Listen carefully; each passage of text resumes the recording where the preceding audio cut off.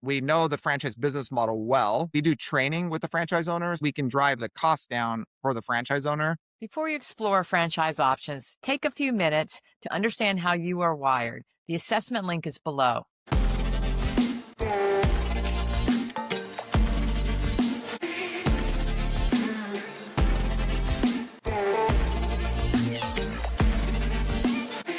Building a successful franchise is one thing. Building a franchise that owners still want to invest in 20 years later is something else entirely. Consumer preferences change, competitors emerge, and markets evolve. The brands that endure are the ones that continue to innovate while staying true to what made them successful in the first place. Menchie's is a great example. Nearly 20 years after opening its first location, Menchie's remains one of the most recognized names in frozen yogurt, built on fun quality products, a fun customer experience, quality products, and a franchise model that offers owners flexibility. Today, I'm joined by Michael Mudd, who spent years leading franchise development for Menchies during a pivotal stage of its growth and now serves as CEO of Brand One Franchise Development. Michael, welcome to Franchise Focus. Thank you, Laura. It's an honor to be here, and I appreciate you having us on the show. No, I'm excited. If you could give a little backdrop about yourself and your rich history in franchising, and then your relationship with Menchies, and we'll jump into what makes this so successful. I'd love to. I hate talking about myself, but I'll make it brief. So I've spent my entire professional life in franchising, Laura. I cut my teeth. I know this goes back 24 years now with a brand called Relax the Back. And they're another very mature concept. Hmm.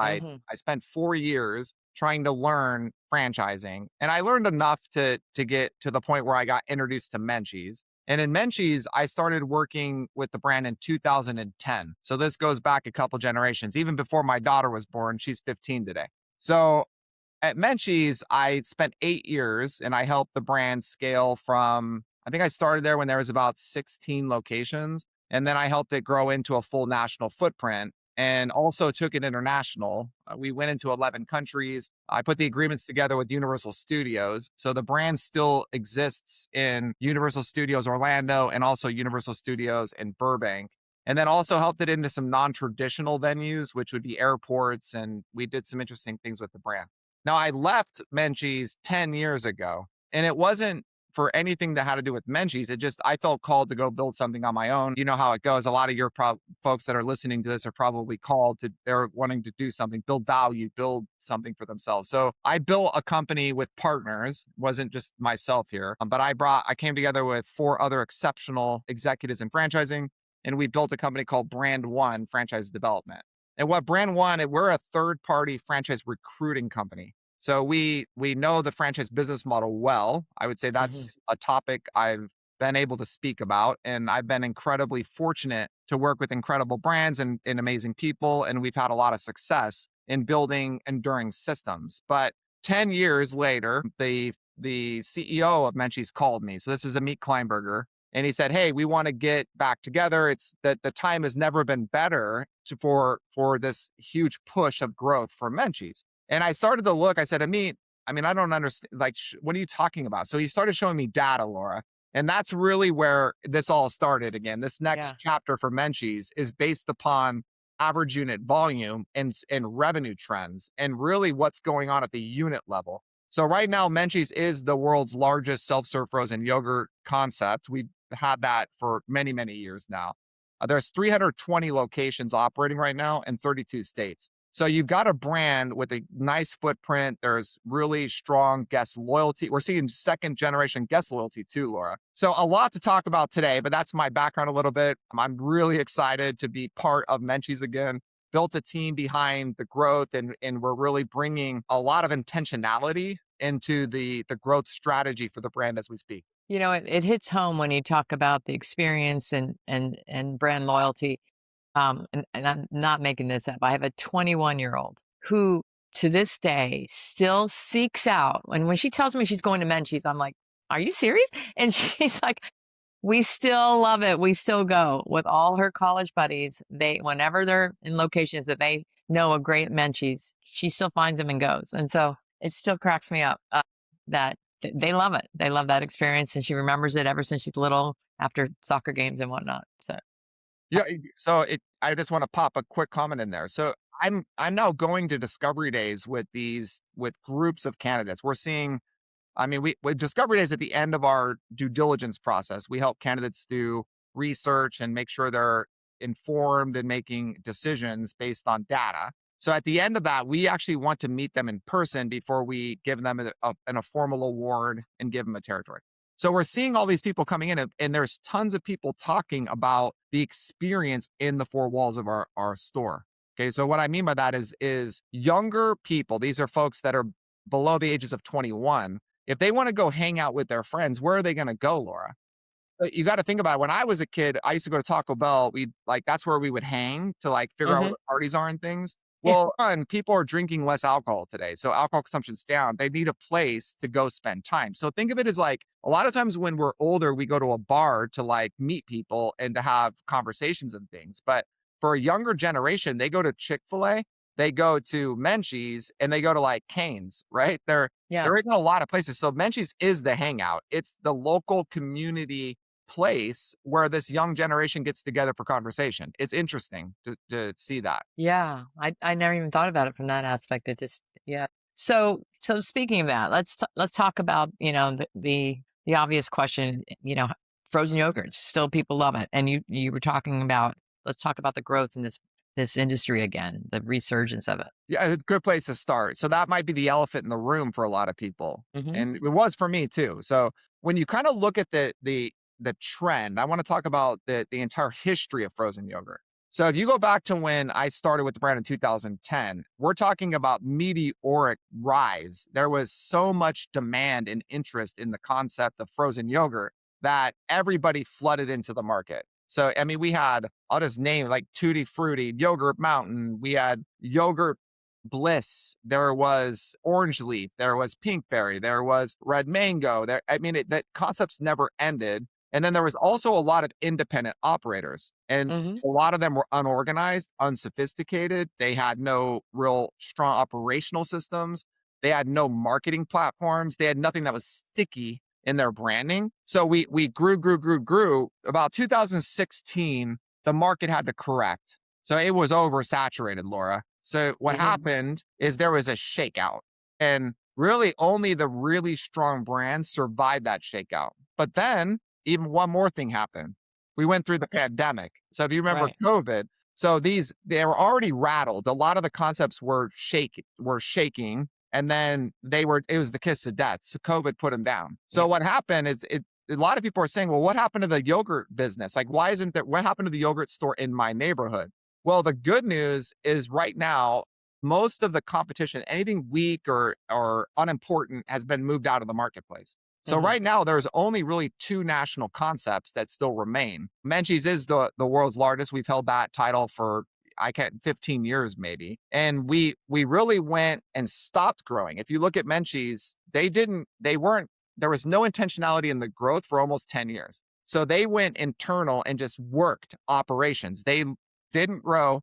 They fixed systems. They worked on campaigns. There's all kinds of things they did in the pandemic. I don't necessarily want to go through all the details of that, but they did a lot to Yeah. bring other revenue channels to their franchisee base with these interesting partnerships with 1-800-Flowers and some other things. It was exceptional what they did. But what Really. happened they came out the other side, and now they're this strong brand operationally, and there's far less competition. So what we're seeing, if you look at the compound annual growth rate, that's basically the growth of the frozen yogurt industry, we're Hmm. seeing a 3 to 4% growth rate. Now, if anyone who's sitting in this meeting that's really savvy is going to be like, okay, those low single digit growth rates, what that symbolizes, it's indicating a matured category, a category with Hmm. less volatility. That's like Hmm. the maturity that you're looking for, predictability. And I think a lot of candidates getting into business, they want a predictable business model that is going to reduce the risk for them to get into business. So what we have is all of these interesting components, which is actually increasing the average unit revenue of a Menchies. So when you think about it, if there's growing demand and far less competition to serve that demand, our AUV, or average unit volume, the average revenue in a store, is going to go up. And that's what we've been seeing for the last 4 to 5 years now, Laura. And it's tremendous the type of growth we've seen. So that was the main reason that I was so compelled to come back. And the more I sit in the seat and the more stories I hear and the more candidates we talk to, I can't, we're This is the best time. It's amazing what's happening in our category and also what's happening for the brand as a whole. I'm excited to be back into it. I love it. I love it. I love this that, this is a strong option for people that want this kind of ownership, want this kind of where, they don't have to be there all the time. But let's talk through that too. What are you guys looking for in an ideal owner, and what do you recommend an owner to be planning for in terms of their involvement, what they're going to do to really help that grow? Yeah, and this is a great topic. So, Menchies is a very simple model, but it's not easy.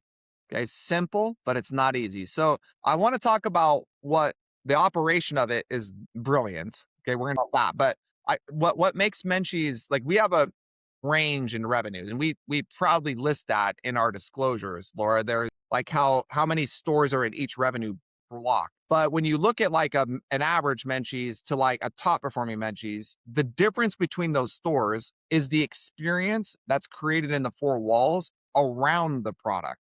Okay, so Hmm. we're an experiential dessert concept. Okay, so now I'm gonna explain operationally how this works. We have been partnered with the same, it's a partner dairy since 2012. Okay, it's a Right. long lasting dairy from California. Everyone knows Smiley cows come from California, they get good sunshine. There's a lot of actual claims we can make within our product too, Laura. This is a better for you product option. So we have live and active dairy cultures in our yogurt. We also are an inclusive brand. So this is probably important. I'm going to get into operations, but we have non-dairy products. We have gelato. We Oh, have yeah. acai bowl option for folks. We also are halal. We are kosher certified. We have non-sugar added products for any diabetic. There are sorbets for people. And actually, we use like almond milk in some of our products for anyone Yeah. who can't have dairy, they're dairy intolerant. We have products for them. So when you look at the brand, this is pretty important too, is that kids are the revenue driver. They're in the back seat. Mom, take me to Menchie's, take me to Menchie's. But mom is the decision maker. So Hmm. we need to be able to appeal to the parents and they have to be like, yes, too, I want to go to Menchie's, but the kids are going to be the demand generator typically for the family. And if you think about it, children consume the most frozen treats, and adults with children consume the most frozen treats. So we want to appeal to the mass market, but we need to appeal to the parents, and they're making smart decisions for their family, in addition Yeah. to the kids loving it. Now back to the operation. So the dairy makes and mixes our product. It's Yep. not made at a store. So we don't have to worry about recipes or line cooks or grease or hoods or grills. So the product is actually deep frozen. It's a liquid mix. So it's Hmm. kind of like a gallon of milk. So that comes frozen to the store to extend its shelf life. We get about a full year of shelf life on the product and it moves through our distribution. From there, the franchisee is going to bring that frozen mix, they store it in the freezer. They move it to a refrigerator, which thaws back down to liquid, and they Hmm. pour it into a yogurt machine.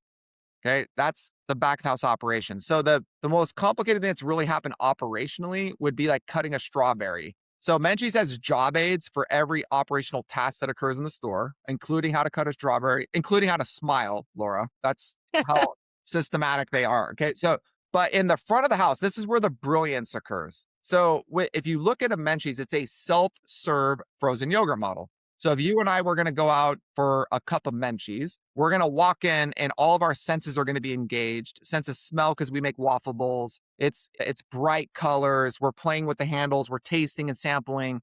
Menchie's radio is going in the background to create the right vibe. But we're going to make our own frozen treat.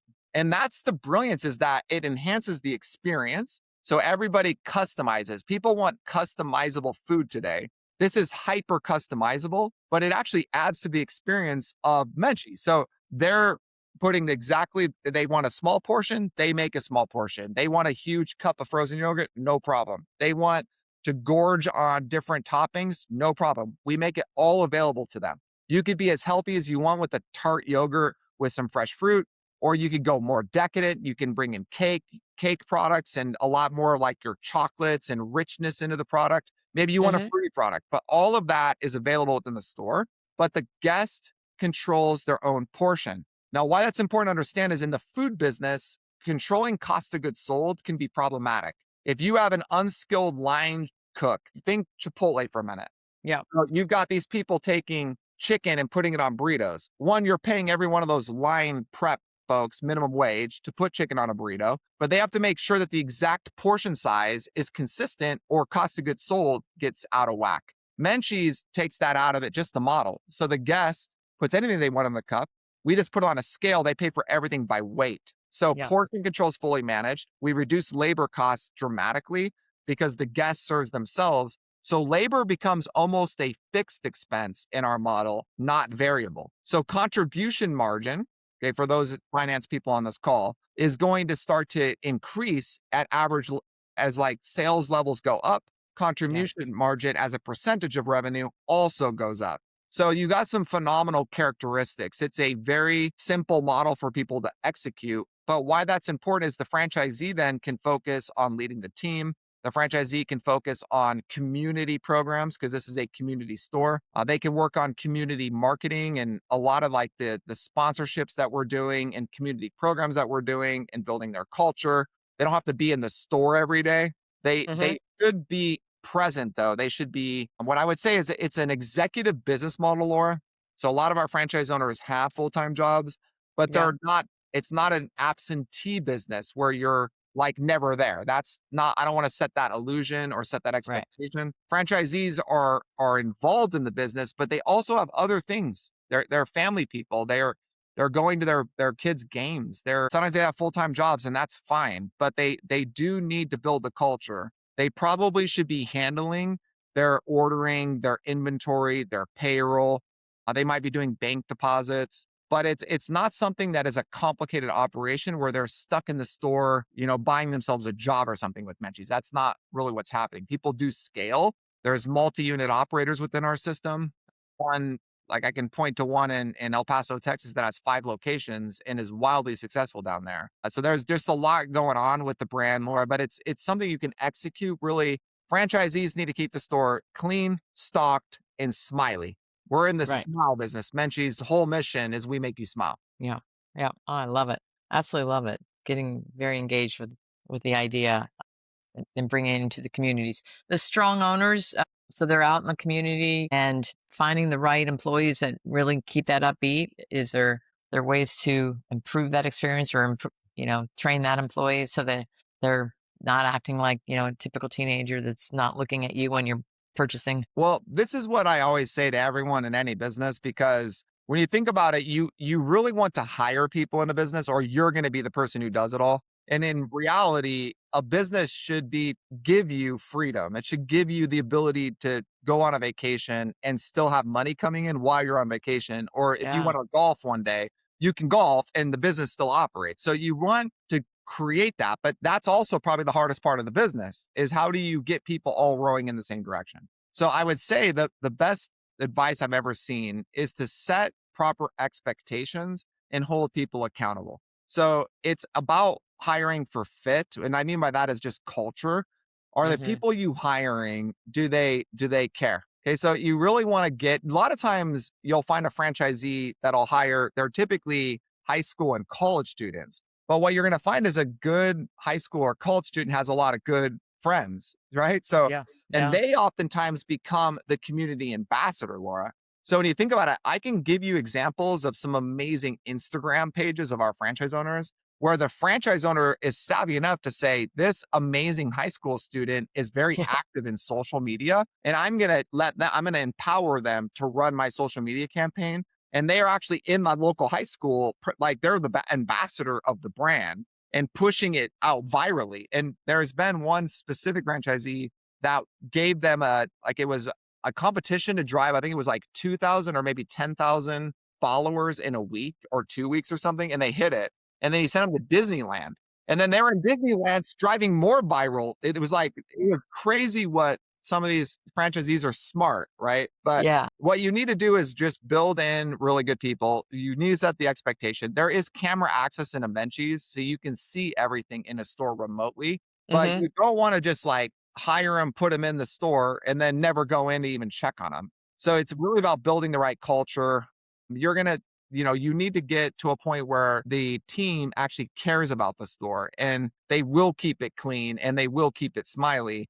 But you need to really foster and create that in the culture of your store as you're hiring and really starting to set the foundation of the business. What's what's the process like to, let's say somebody goes through and they're like, I'm really interested, from that decision point to opening, what's that look like, that timeline, and Menchie's involvement versus their own? Yeah, so there are a couple things go on. So let's start with the engagement with you. So as candidates get pretty interested about Menchies, you're a phenomenal resource, Laura. So I just want to thank you for the knowledge and experience you're Thanks. bringing into helping Menchies find the right candidates. So as they come into our process, we're going to help them do all the due diligence. I believe it's important that people look at data. They talk with our franchisees openly. We want to make that completely transparent so they can hear when things go wrong. What is it like? A lot of times candidates don't want to just hear all the good stuff. Yes, there's a lot of good things, and there are exceptional owners that have done amazing things. But what about the one that's struggling? We let them talk to those people because they need to have their eyes wide open so they have proper expectations. And then we take them through all the disclosures, the due diligence. We walk through all the operational systems, which I'm going to explain a little bit to you today. And then ultimately, we too are vetting these candidates. A lot of times, candidates think that they're somehow entitled to buy a franchise, which is not the way it works, just so everyone knows. It's a Yeah. partnership. So we vet the candidate vets us, and we make a mutual decision if this is something we want to do together. So there's a lot of things. They'll have to go through an application. They'll have to come out and meet the entire leadership team in person. Hmm. They're we have to write a recommendation letter about the candidate through our process that we take them through. And then they also have to write a letter about why Menchies, like why do they want to be considered a franchisee? There's a Yeah. lot in our process, but at the end of the day, we get through the awarding in maybe 2 to 3 months of due diligence on both sides. Hmm. From there, they're welcomed into the family. There's a welcome call. And then we go through what's called the circle of success, which is going to help them think of it as like an onboarding into a company. You Yeah. need to know how the company operates. How do the departments work with you? How do we communicate effectively with the owner? We have a franchise advisory council. There's a lot that they need to just get set. Okay. And then from there, it's a full integration into real estate. Our real estate process, we use brokers. We're going to go do a market tour. We start going into LOIs, which is a letter of intent on a site. From there, it negotiates the deal terms that then incorporate into a lease agreement. We then go through a lease review, typically with an attorney. We would do a real estate attorney for that. And then that gets executed for a lease. At that point, we go into design, which we do with Interplan. It's a national design company. They give what's called the MEPs, the mechanical, electrical, plumbing, all the design work in the physical location. That then goes through an expediter that gets permits done.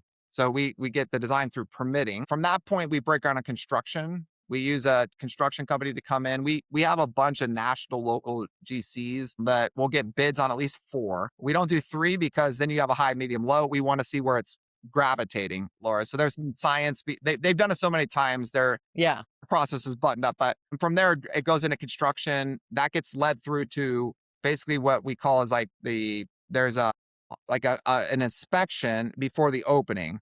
Okay, so from our opening, we do training with the franchise owner. So there's 2 phases of training. Menchie has a lot of acronyms, but they have the ILEP, which is the Initial Leadership Education Program. That's happening for a full week at Menchie's global headquarters. So they come into that first and they learn how to run a Menchie's in an operating Menchie's. And then we send another team out to their opening. We call that the ALEP, Advanced Leadership Education Program. So our team's out in the store with the franchise owner. We are out there to open up their business, and we spend time with their team and really watching and helping them handle a grand opening. Grand openings can be robust, Laura. These things we just I just saw all these images and graphics and things coming out from Illinois. We just opened one out in western suburbs. Insane amount of volume. So when you have a brand new team, you have it like, can they handle an insane amount of volume? So we put like seasoned people on the ground to make sure that that goes well. It's your Hmm. first impression, right? Yeah. So I'm going to set a timeline expectation. I would say a year is probably what to expect. It could be shorter and it could be longer, Laura. So Hmm.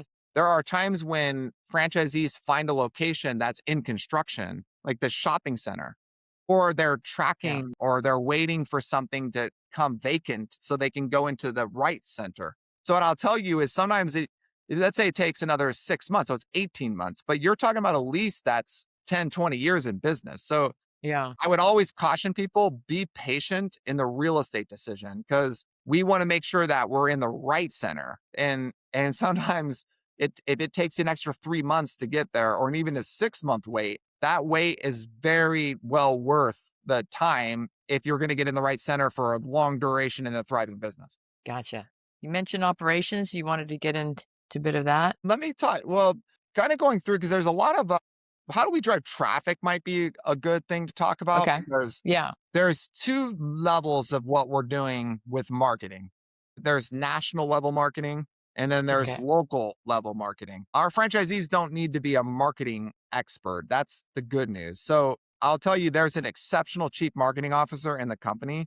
Her name's Elizabeth Barry, and Barry is an appropriate last name. It's just magic in a bottle. She's been there for maybe 16 years, and I call her a good friend of mine. She's awesome. But what we're doing with Menchies is we're securing licensing arrangements and a lot of partnerships, specifically with Disney and DreamWorks. And we got some interesting things going on. So if you ever go into Menchies, if you're a big fan of this business, you're gonna know we're known for cup designs and spoons. Our spoons are like they're collectible. Actors. Kids love these spoons. So if you think about when you have your lunchbox and you put a plastic solo spoon in it, no one wants that. When you've got an amazing Menchie spoon, so the kids like to take our spoons to school and it extends the brand outside the four walls of the business. So our branding is very sticky, just Menchies alone, that we have a characterization in our branding, which extends beyond the core product, the frozen yogurt. But when you add in all these partnerships, so I can name a couple. So if anyone's a big Descendants fan, the Descendants was a big, we just did a couple months ago had a Descendants integration within the cup and the spoon, and we do featured flavors. So R&D, Menchie's has a full R&D team, and we Yeah. have like in-house, our candidates would see this when they come visit us, but we actually produce in a batch, we'll batch test and batch create new flavor concepts. We create 24 new flavors a year. There's 240 proprietary products in Menchie's private label collection. Okay, so this is a yogurt that only is available at Menchie's. Everyone knows we have the best yogurt in the market. That's pretty much widely Yeah. accepted. But what we're doing is integrating both PC, like so Disney Waverly's Place was one. We did one with Puss in Boots. Yeah. We've done like there's just amazing Descendants campaign they launched out. We did one with Angry Birds. So there's a lot of these Disney partnerships, which are full partnerships. So a couple of fun things to think about with a Disney partnership, we aren't allowed to use any sugar. We can't add sugar in the product. So these are all non-sugar added products that we do. We launch like free yogurt, usually 6 ounces of free yogurt within a campaign. Disney rebates us back that 6 ounces of free yogurt. So it's not like the Wow. franchisee has to pay for the Yeah. promotion. It's actually funded by Disney. We did Zombies 4. We did Peppa the Pig. I love Peppa the Pig. Wild Robot, Yeah. Boss Baby. And it goes on and on and on. Wow. We did, if you remember the movie Frozen, we did Yeah. with Frozen. We also had a campaign we did with Sonic. So if you know anything about Sonic the Hedgehog, we Yeah. did one that was a featured flavor in a cup, but it did so well, they actually allowed us to integrate Menchies in the new video game they produced. So this just released. It's pretty recent. This is um it's called Crossworlds, and we actually have Menchies decals that you can put in the vehicles of the Crosswords video game, and it's so kids are Mhm. interacting with the brand even outside. It gives us relevancy outside the four walls. So that's what marketing's up to. Now we also do a lot of integrations with products people already love. So as an example, Sweet Tarts, that brand is out there. People love Sweet Tarts. So instead of just having a Sweet Tart topping, we take Sweet Tarts and we integrate it into a yogurt that we are producing at Menchie's. And then it's Wow. fully branded with actually Sweet Tart integration in the product. Or Hi Chew or Ghirardelli. I don't know if you've ever been to Disneyland. Do you ever go and have there's a Dole Whip that Oh, everyone yeah. was okay. Oh, yeah. We have Dole Whip at a Menchie's. It's actually Dole sponsored. So we use this. It's the same thing you would get at Disney, Yeah. but at a Menchie's or Oreo integration. This one's pretty funny. We in the machines, we do two flavors on each side. In the middle, it swirls the two flavors. So we created an Oreo integration with Oreo, and one side of the machine was the cookie, and one side was the cream. and then the guests could swirl them. So we were playing with the Oreo story within a frozen yogurt format. So we're doing a lot of things like that. It's giving elevation. So these are brands that people already know, trust, they crave them, and we integrate it, exclusively at Menchies within our product. In addition to what we're doing with some of the licensing arrangements with like productions and things. So what it's doing is giving frequency lift. People come back because these are monthly campaigns. So we have a full marketing calendar, Laura, that's national. So we'll feature two products at Menchies every month. Okay, so that would be part of our product features. We usually roll them in and roll them out. So it gives people, a reason to come back. Yeah. We also do a lot of like seasonal stuff, like pumpkin comes in September and October. We do a peppermint bark flavor during the holiday season. So you have a lot of seasonality. We do more sorbets in the summer than we do the winter because it's more quenching and refreshing. People consume more sorbet in the summer. So there's the national calendar. Now at the local level, franchisees, what they're doing really is driving some social marketing. We have a whole team that helps them with deploying a like paid social. And then they also do some social media. Okay, they push that out. But we have a monthly calendar with social content that's already being pushed at the national level that pushes Hmm. to the local pages. And then they're Okay. really connected in the community. So in most of the elementary schools, we want to own the 8-minute drive time around our store. So the franchisees would get out like and be part of like they would sponsor the PTA. They would we can do fundraisers where we have like the PTA tell the student base, come into Menchies and present this coupon. And then Right. they make a purchase and then we contribute that back to the PTA to fund the school. Or A's on report cards. We want people to come and celebrate at a Menchies. So when Yeah. you Yeah. get an A, the teachers give a coupon for 6 ounces of free yogurt to the student with the A's. So they come home with the A's and then with a coupon to their mom, and they're like, I'm going to Menchies. But almost every family, they're not just going for 6-ounce cup of yogurt. Mom's going to eat, dad's going to eat, and two brothers are going to eat too. So it actually ends up driving a benefit to the franchisee with different local promotions. So we sponsor soccer games. We're involved where the youth is. And then that we support the community. This really is a community brand, Laura. So Yeah. folks that get involved with us, they really want to be a meaningful part of their community, a place that brings community together, a place where people celebrate. This is where kids they win the soccer game, they're coming to Menchie's to celebrate that. It's incredible. It's absolutely incredible. What else is important for people to think about when they're considering franchise ownership? Uh, I think maybe investment parameters. I mean, a lot of times people like, what does it take to get into a Menchie's? That's probably Hmm. a question that comes up quite a bit. We will help them understand this in full, but the range of our investment, it's a pretty big range because we've actually seen stores open on both sides of this range. So Okay. our initial investment ranges between 179,000 and 515,000. So you'd say, well, hold on, like where is it in that range? Well, on the low end, that would assume that we're taking over location that already had a frozen treat. So a lot of times with the category the way it is, we can do a retrofit or we can do a conversion. Okay, so that Right. would already somewhat be built out. So you're not looking at that low end. You're more up on like middle higher end of our investment. But also Menchie's is a very good steward of a franchisee's investment. So we will usually bring franchisees into pre-owned equipment right now because there's a lot of pre-owned yogurt machines out in the marketplace. So our suppliers have access to those and we can drive the cost down for the franchise owner. The machines that we use are Taylor or Stoltling machines. We have Okay. we have optionality in most of our suppliers, but we have access to pre-owned to bring it down. And we also are an SBA approved franchisor. So we can help folks get their financing. It's really going to take about $120,000 in Okay. liquidity to Hmm. invest in a Menchies, and they can leverage it against a standard SBA loan. And it's pretty easy. We're already approved from the SBA. It's just a matter of the candidate showing a good credit score and that they have the 120,000 in cash, and then they would need to have some like just the standard 500,000 net worth in order to qualify for the investment. Right. Right. Yeah, I'm looking through my questions. We talked a lot about quality, which was really important. That I wanted you brought all that up. Talked about the investment in terms of ownership profile or longevity of it. Are most people coming in wanting something that they can hand down, or are Is it all over the place in terms of Yeah, well, it's goals? pretty fascinating. What we're seeing is that there is a lot of second generation loyalty to the brand. So not only from our guest, so we are seeing, 20 years ago when kids were coming into Menchies, those kids are now adults and they're coming back to Menchies with their own children. So we're seeing generational loyalty in it, Laura. That's pretty fascinating. But we've seen that at the owner level too.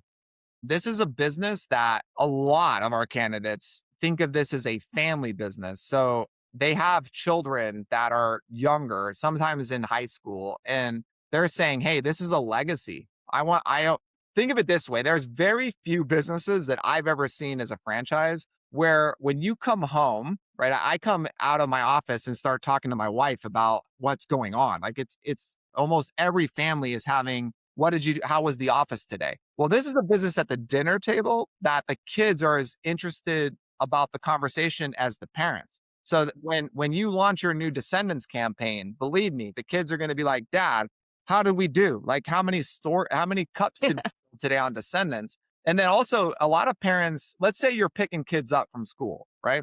You pick your kids up and you're like, "Hey, I got to stop by the business and check in on the team real quick." Well, the kids are gonna be like, "Dad, I don't want to go to. I'm not going to your plumbing business. I'm bored over there. You're going to Menchie's. Like you are the mayor of the town. The kids love you. You pick up a carpool of kids. I got to stop by. You just tell them we're gonna hang out to Menchie's.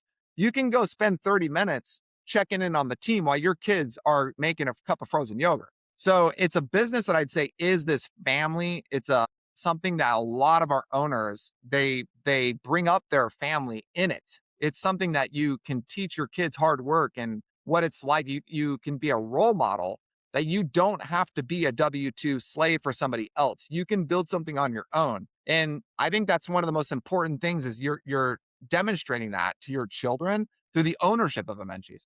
So we see that a lot, Laura. I mean, that's probably 50% of our candidates, they bring their teenage kids to a Awesome. discovery day. Like they Yeah. want them to be exposed to business ownership. And this is a great first time business. I'm like, if you're going to look at a lot of businesses out there, this one Yeah. is really, I'd say it's manageable. It's something that even like your teenage kids can work in it and love it. And it's a cool business to work in.